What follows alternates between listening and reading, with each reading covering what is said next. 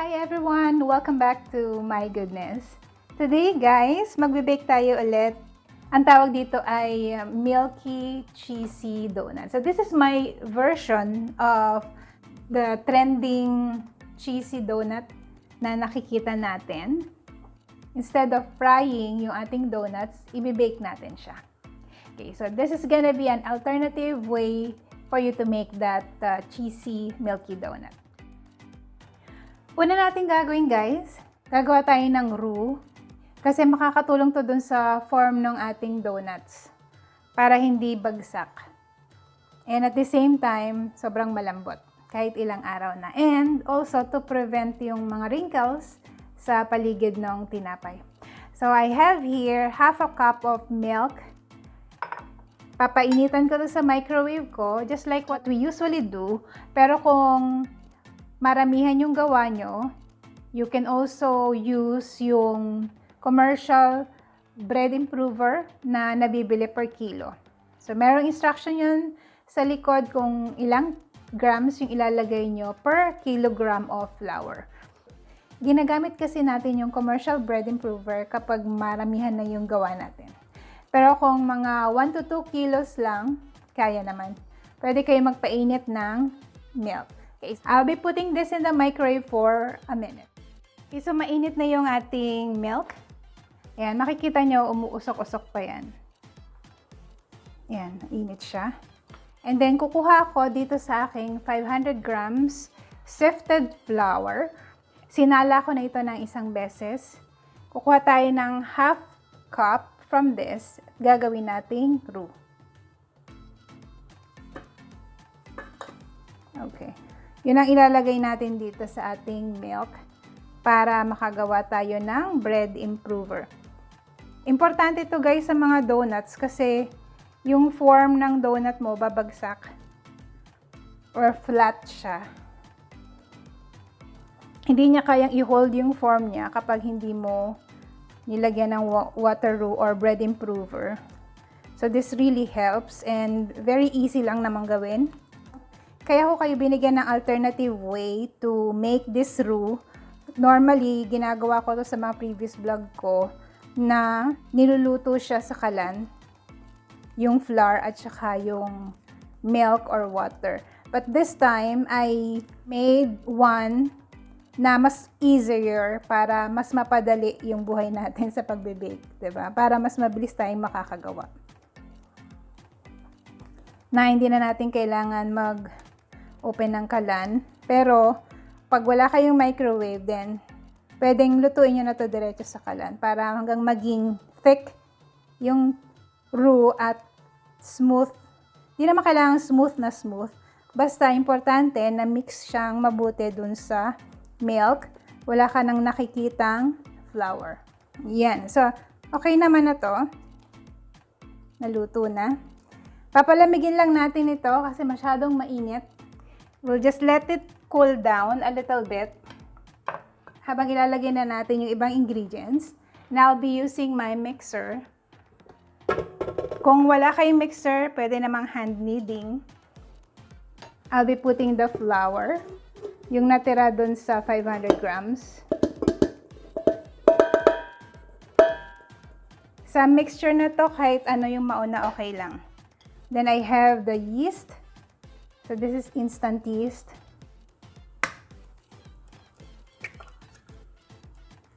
And then ito naman yung egg. Okay. Ito yung other half cup of milk. Hindi na natin pinainitan. Kasi gagamitin naman natin yung heat ng ating roux para maging maligamgam yung ating dough. And this is vegetable oil. You can use also palm oil, any cooking oil. Pag gusto nyong mas malambot, kahit nire-ref nyo malambot yung bread, use canola oil. And then we have the sugar.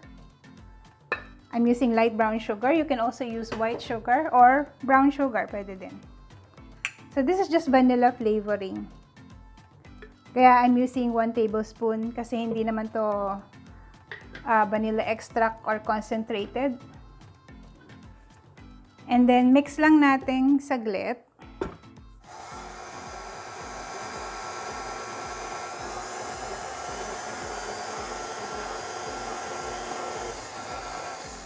Then, i-add na natin yung ating roux. So, check nyo yung temperature ng roux.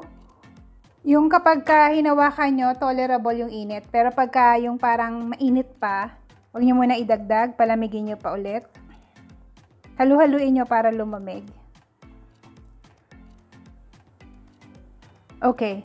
Ito, maligam-gam na to. Sama natin yung ating roux. Oops.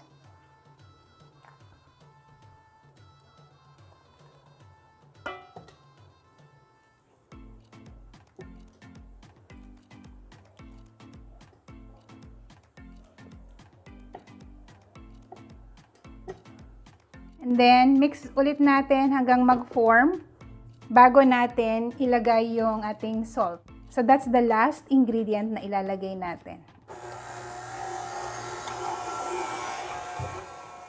Mix nyo lang hanggang mag-form yung dough. So, pag ganyan na yung nakikita nyo sa dough, pwede na tayo mag-add ng salt. Okay, hinuhuli natin lagi ang salt para hindi niya maapektuhan or mapatay yung yeast. Para magagamit natin full blast yung ating mga yeast. Then, pag na-mix na, we are going to knead this for 7 minutes. Okay, start na tayo sa kneading process. Alright, so guys, it's been 7 minutes. Check na natin yung ating dough. So, bago nyo tanggalin guys, dito sa mixer, check nyo muna yung stretchability ng dough. Yan. So, hindi na dumidikit sa kamay ko. Ganda ng dough natin. Kaya, it is really important na gumagamit kayo ng weighing scale tuwing nagbe-bake kayo ng bread. Kasi ang bread, kailangan exact measurement. Pag cups ang ginagamit nyo, magkakaiba ng measurement. Hindi siya accurate. Unlike pag gumagamit kayo ng weighing scale or everything na ginagawa nyo is into grams. Para kahit doblehin nyo yung production nyo, triplehin nyo yung production nyo ng bread, same result ang makukuha nyo. Kaya at makukuha nyo rin yung same exact result ng nakikita nyo dito sa video. Okay, so tanggalin na natin to. Okay na siya. Now, kung nagni-knead kayo manually, I would suggest do the autolyze method. Pagka-mix nyo ng mga ingredients, let it rest for 30 to 45 minutes. Mas matagal, mas maganda. Kasi hindi na kayo mahirapang mag-knead dahil kusa nang magpo-form yung gluten sa ating dough. Transfer lang natin ito guys sa ating kneading mat. Wow, ang ganda ng dough. Maganda itong gawin itong ating milky cheesy donut na ibe-bake, lalo na doon sa mga ayaw ng oily yung kanilang donuts. Alright. Ang ganda. Ang sarap paglaruan ng dough. Kailangan ma-reach nyo yung malaklay dough na texture. Hindi dumidikit sa kamay pero napakalambot niya.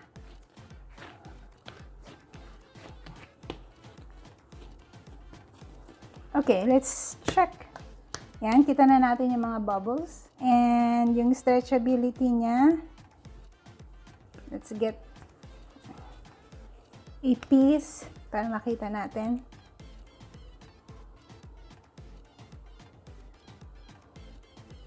Yan. Bino mo na, i-stretch nyo na ng, stretch nyo na siya na hindi agad napupunit yung gitna. Yung ganong stretchability.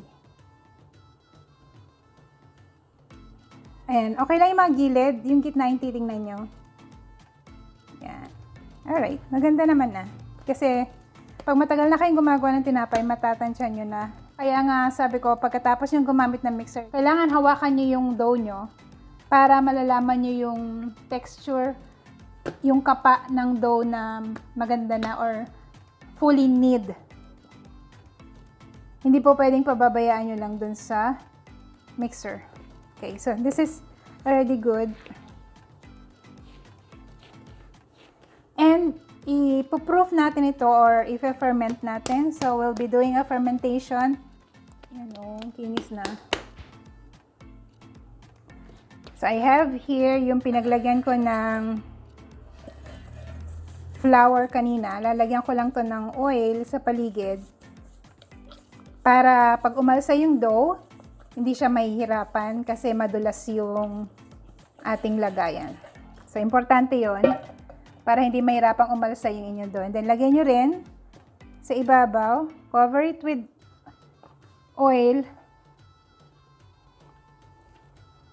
para hindi mag-develop yung skin.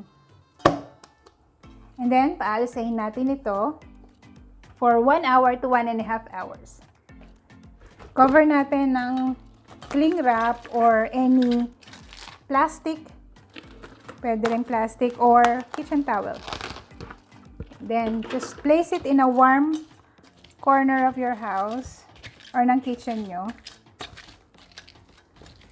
Ako normally sa medyo mataas, like ibabaw ng rep, para mas mainit kasi sa taas, diba? Okay, balikan natin siya. Alright guys, so after 1 hour, yan, so nagdoble na yung size niya.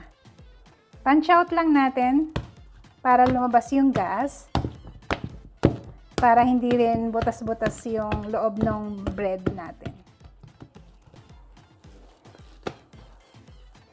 Kung wala kayong weighing scale, kailangan nyo itong hatiin into 20 pieces. So, pwede nyong ibaston na ganyan. And then, hatiin sa gitna, and then hatiin, hanggang sa makakamap kayo with 20 pieces of dough. So, that's around 50 grams. I have here my weighing scale. Weigh ko lang ito for 50 grams. Okay, so this is 50 grams. Set aside. Then, kuha ka ulit for 50 grams.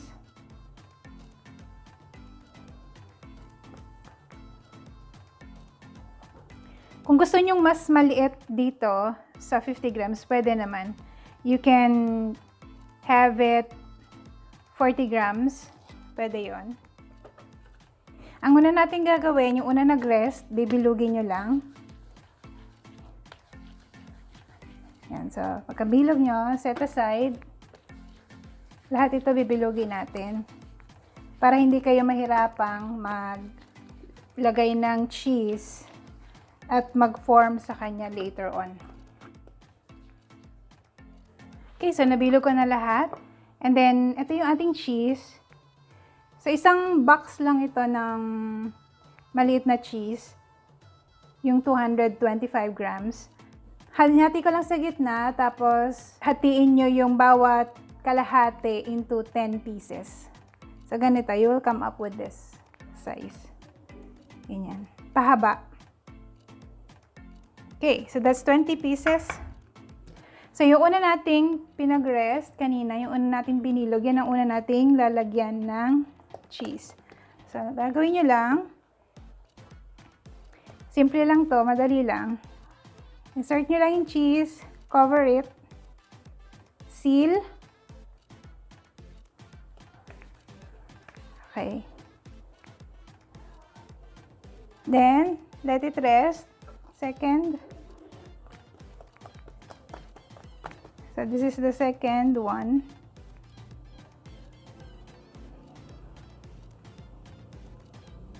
Kung gusto nyo mas malaki pa din yung cheese, then that's gonna be fine. Make sure na na-pinch nyong mabuti. Okay? Do-double check nyo para hindi bumubuka.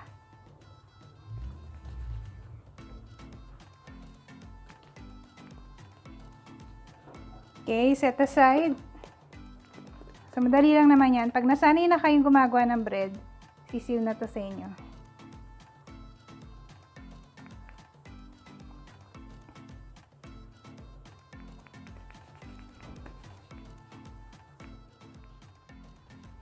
And then, yan. Ayun. Kasi hahaba yan. So, push nyo lang pabalik para bumilog yung magkabilang dulo.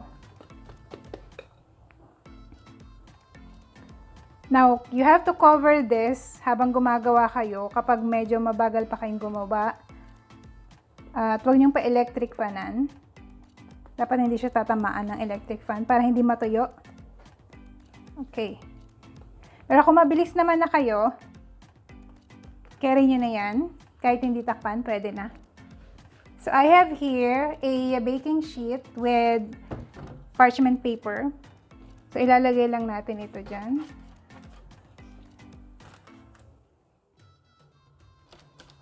Five here. Then, 5 din dito sa baba.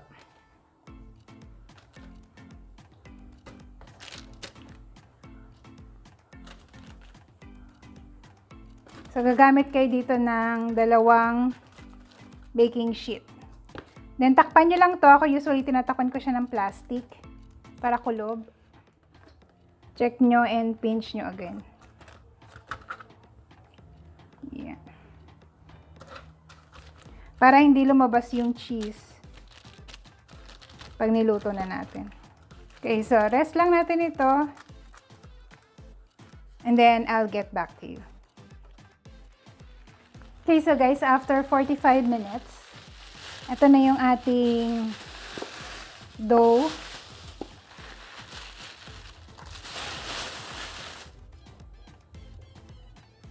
Kung mapapansin nyo, fluffy na yung ating dough. Okay, umalsa na to. Konting alsa lang naman ang kailangan natin sa donuts. Hindi kailangan maalsang-maalsa.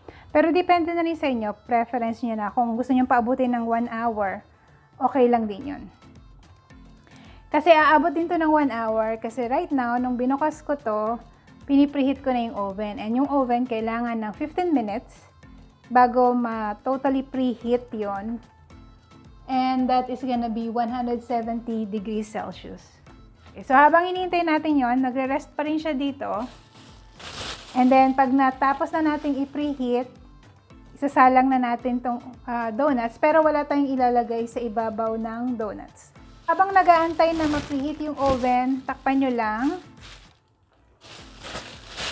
para hindi mag-dry. Okay, and then I'll show you later pag naluto na siya.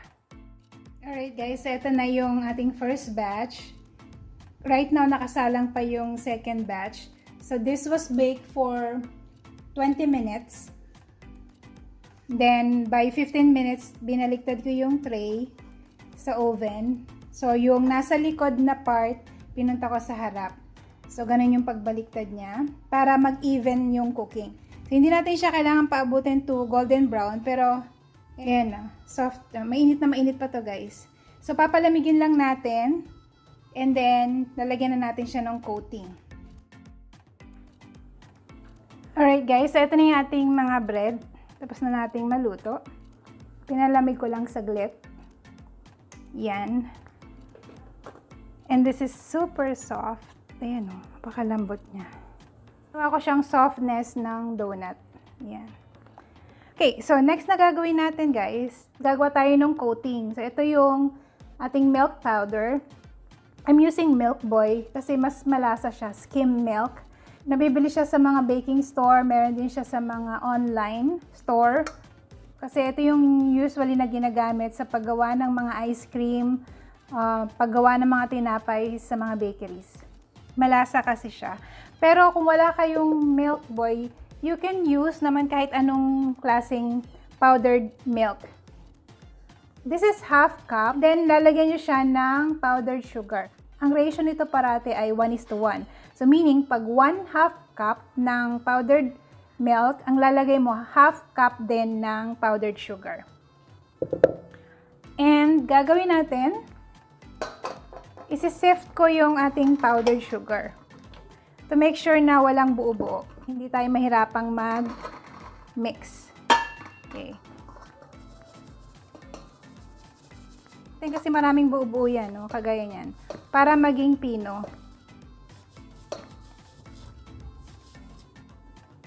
Okay, tanggalin nyo lang yung mga buo-buo. So, mag-start kayo sa half and half. And then, dadagdagan nyo na lang pag kulang. And then, we'll just mix this.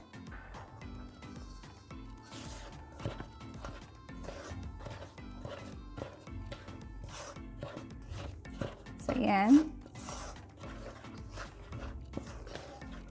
Mamaya na kayo magdagdag guys kapag kulang.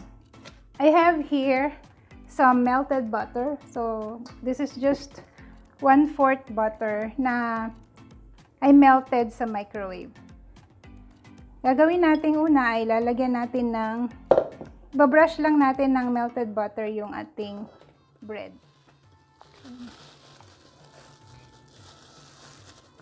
Coat nyo lahat, paikot. Yan. Then, after nyan,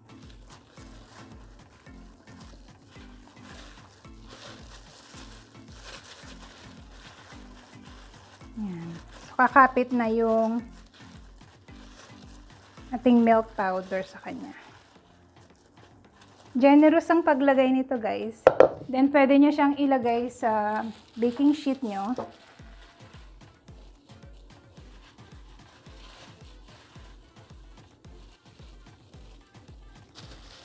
There.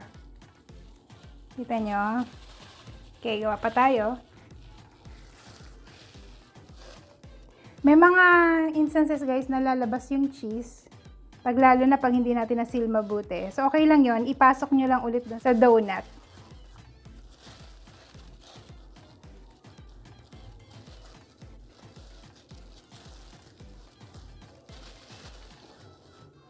Okay.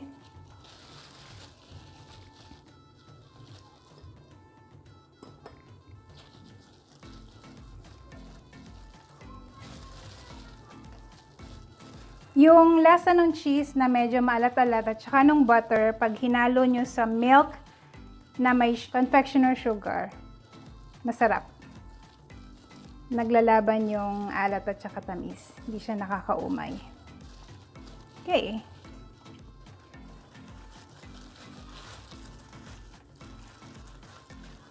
Make sure cover lahat. Generous amount ang paglagay dito.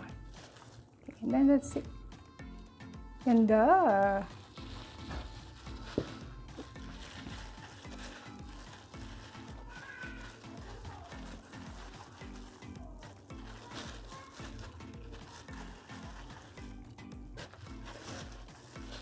So this is delicious. At ang maganda doon, hindi siya masyadong mamantika. Alright guys, so ito na yung ating milky donut. Pwede nyo pang dagdagan ng milk, depende sa inyo.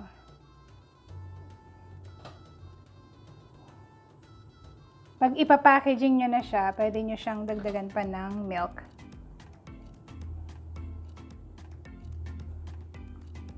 Yan. So, saktong-sakto lang talaga guys yung ating half cup ng milk at saka half cup ng confectioner sugar. Alright! Excited na ba kayo guys? Ang ganda! Ang maganda rito, hindi siya oily. Kasi binake natin. So, okay guys, so ito na yung ating milky, cheesy donut. Can also be named as milky, cheesy bread. Tikman natin. Oh, excited na ako. Sarap. Sarap nito eh.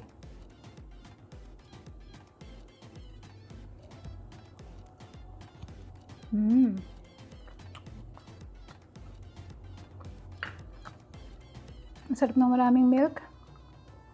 Yan siya yung cheese niya.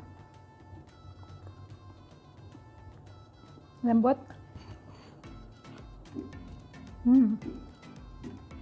That's the cheese. Gusto ko yung naghahalo yung alat tsaka tamis at saka yung milk na lasa ng ating bread. So ito yung hindi ka mauumay talaga. Makakarami ka ng kain. Masarap kasi hindi masyadong matamis. Na-balance pa siya ng cheese. And of course, not to mention, naglagay tayo ng salted butter sa paligid niya. Kita nyo, super lambot niya. Ayan o.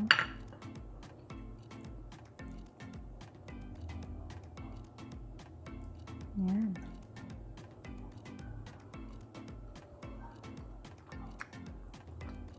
Makakarami ka nga ng kain ito. Sarap. Dahil hindi natin pinrito yung bread, hindi nakakaumay. Kasi pag piniprito, daming oil hanggang dito. So, ito wala. Sarap! Hanap kayo ng Milk Boy na skim milk sa mga online shopping store. Kasi nakita ko meron siya. Makakailan ka nga nito, kain. Kasi yung sa akin, ang bilis na ubos, oh. So good. Okay guys, so thank you so much for watching this video. Gawin nyo na sa mga bahay nyo. Enjoy with the kids. Kung gusto nyong ibenta, nako, mas maganda. Pero guys, you have the option to fry this. Pwede nyo ring i-prito. Have a great day everyone and enjoy this milky cheesy donut or bread. Bye!